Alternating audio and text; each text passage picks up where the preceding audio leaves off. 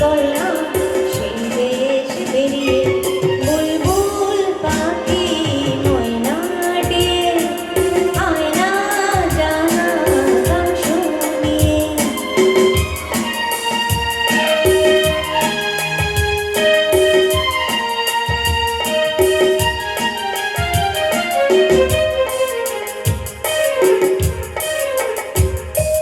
কোন গাছে কোথায় বাসা তোদের ছোট্ট কি বাচ্চা আছে তোদের দিবি কি আমায় দুটো তানে আদর করি আমি পুষবো তাদের সোনার খাঁচায় রেখে ফল দেব কেটে রাধে কৃষ্ণ গান দেব শিখে বুলবুল পাখি ময়নাটিয়ে আয়না জানা গান শুনিয়ে দূর দূর বনের গান নীল নদীর গান তোদ ভাত দেব সন্দেশ মাখে বুলবুল পাখি ময়নাটিয়ে আয়না জানা গান শুনিয়ে।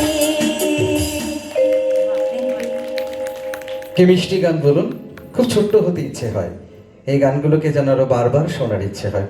একেবারে 8 থেকে 80 সকলের জন্যই কিন্তু আমাদের সলিল চৌধুরী এমন সৃষ্টি করে গিয়েছেন, যা আমরা প্রত্যেকটা দিন প্রত্যেকটা মুহূর্তে বারবার করে শোনার ইচ্ছে রাখি।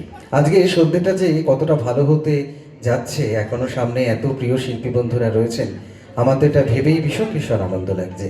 এবার মঞ্চে অনিতা চন্দ্র দিদি, তিনি ইতিমধ্যেই চলে এসেছেন। জীবনের অনেকটা সময় তিনি মানুষ গড়ার কাজে নিজেকে নিয়োজিত রেখেছেন, একটি স্কুলের দায়িত্ব সামলেছেন, তার সাথে সাথে অবশ্যই সুরকে হৃদয়ে ধরে রেখেছেন। আজকে অনিতা চন্দ্র দিদি আমাদের পরবর্তী শিল্পী। ও